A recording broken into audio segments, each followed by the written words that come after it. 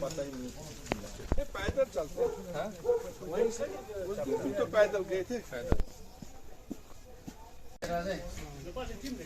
ये पास टीम देकर आए हैं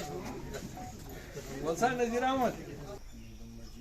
बिस्मिल्लाहिर्रहमानिर्रहीम अल्हम्दुलिल्लाहि रब्बिल आलमीन अर्रहमान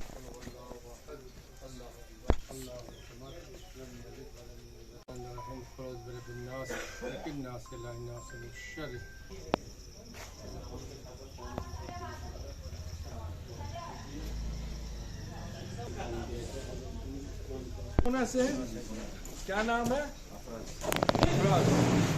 कब से आ रहे हैं आप? 15 साल। साहब को मिले अभी मुझे। जनाब ठीक, तबीयत ठीक, अल्हम्दुलिल्लाह। आप कैसे? खैरियत से ठीक है आप? जी रहमतुल्लाहि अलैह ने अपनी हयाती के अंदर 3 साल मुकम्मल हजरत मुफ्ती साहब रहमतुल्लाहि अलैह को मुफ्ती कुतुब आलम निजाम को दे, और उसमें यहाँ आपके सामने रखनी लाजमी है।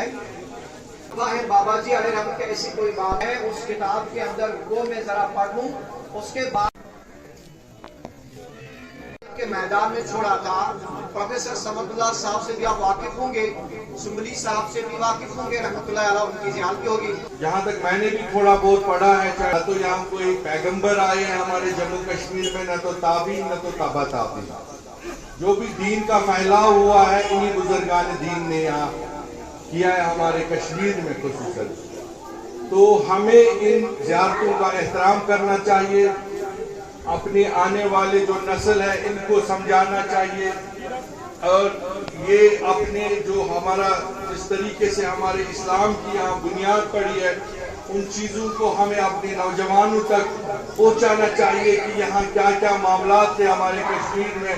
यहाँ दीन का सोचना है, और खाली एडमिनिस्ट्रेशन का या पुलिस का काम ही नहीं है, हम सब का फर्ज बनता है कि हम इन जो समाजी बिद्दत है इस वक्त बाकी चीजें, इस पे हमें ज्यादा से ज्यादा कोशिश करनी चाहिए। इस नौजवान को इस जहर से हम बचा सके, प्यारा होने का हमें तौफीक दे, कुरान और सुन्नत पे चलने का हमें तौफीक दे, और जो इन बुजुर्गान दीन ने हमें राह दिखाई है अल्लाह हमें तौफीक दे उस राह पे चलने की। आज यहाँ हम दिन मना रहे हज़रत मीर मोहम्मद आलम साहब नक्शबंदी का, जो यहाँ हमारे बाबा वाइल गुटली बाग में उनका आखिरी क़यामगाह है, और जो उनके जो इस तरीके से उन्होंने खिदमत की है इस दीन इस्लाम की, और जिस तरीके से उन्होंने एक दीन के फैलाव में जो उनका एक कंट्रीब्यूशन है, और गांदरबल के इलाके के लिए जो कंट्रीब्यूशन है वो याद किया जाएगा और हमेशा क़यामत तक रहेगा। इसी सिलसिले में आज जो उनके अकीदतमंद ज़ायरीन हैं यहाँ आए हैं दूर दराज इलाकों से, और बॉम्बे से आए हैं, पुणे से आए हैं, कश्मीर के मुख्तलिफ़ अज़ला से आए हैं लोग, और उनका अपना खराज अकीदत यहाँ पेश करने। और जो उनके यहाँ पे आज जो गद्दी नशीन हैं जनाब मुबारक आलम साहब, उन्होंने आज के दिन पे रोशनी डाली, और जो उनके रूहानी मजलिस यहाँ हुई उससे काफ़ी फ़ायदा हासिल किया। और ये इन सिलसिला बहुत पहले से चलता आ रहा और इंशाल्लाह चलता रहेगा। यहाँ ज़ियारत का भी हमने काम शुरू करवाया, इंशाल्लाह 1-1.5 महीने तक वो भी पाई तकमील तक पहुँचेगा। कुल मिला के हम सब को चाहिए कि जो ये बुज़ुर्गान दीन ने हमें रास्ता दिखाया है चलने के लिए, और अपने कुरान और सुन्नत पे चलने के लिए हमें उस पे अमल पैरा रहना चाहिए, और इन बुज़ुर्गान दीन का जो लिखा हुआ उस पे हमें अमल पैरा एक तो होना चाहिए, और इनका जो मिशन है उसको आगे ले जाने के लिए हमें जो अपने नौजवान पौध है उनको भी इसमें उनको समझाने के लिए, उनको बताने के लिए अपनी तवारीख भी, और यहाँ कैसे इस्लाम का फैलाव हुआ, कैसे इन बुज़ुर्गान दीन का अपना ऐशो आराम सब कुछ छोड़ के, अपना घर बार छोड़ के वो आगे यहाँ दीन इस्लाम के लिए खातिर के लिए उन्होंने जो काम किया है, जिस तरीके से कश्मीर में इस्लाम का फैला हुआ वो आप सब के सामने है। तो यही वजह है कि इन लोगों के हमें जो कुर्बानियाँ हैं, जो इन्होंने इस्लाम के लिए काम किया, वो हम फरामोश नहीं कर सकते हैं।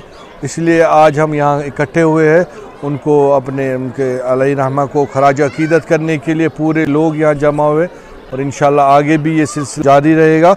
और भी बातें यहाँ हुई वो सब हम इंशाअल्लाह रहमान, हमारा अकीदा है, हमारा इस पे पूरा भरोसा है, अल्लाह ताला आज हमें इस मुसीबत से नजात दिलाएगा, मुसलमानों की हिफाजत फरमाएगा। चाहे जो जुल्म इस वक्त फ़लस्तीन में हो रहा है, बाकी जगहों में हो रहा है, जिस तरह हमारे छोटे छोटे बच्चों को शहीद किया जा रहा है, हमने यहाँ दुआ की कि उनको अल्लाह ताला उनसे हिफाजत अपनी फरमाए और उस जुल्म से उनको आज़ादी मिले। जो जुल्म इस वक्त बातिल मुसलमानों पे डाल रहा है, उससे हमें सबको एकजुट हो के अपने इस्लाम को, जब हम अपना रास्ता कहीं छोड़ देते हैं तो अल्लाह ताला की तरफ से हम पे उसको कि नाराज़गी होती है, उसको उनसे हमें दूर रहना चाहिए। और यही आज के दिन हम सब का जो यहाँ पे आज महफिल, उसका यही एक बड़ा मकसद था।